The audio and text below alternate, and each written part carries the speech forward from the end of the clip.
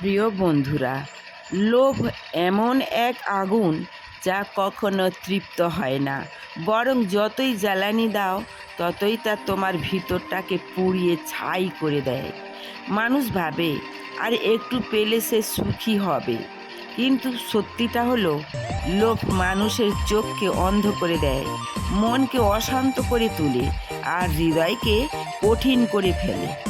যেখানে ভালোবাসা থাকার কথা সেখানে জন্ম নেয় স্বার্থপরতা, যেখানে শান্তি থাকার কথা সেখানে বাসা বাঁধে অস্থিরতা।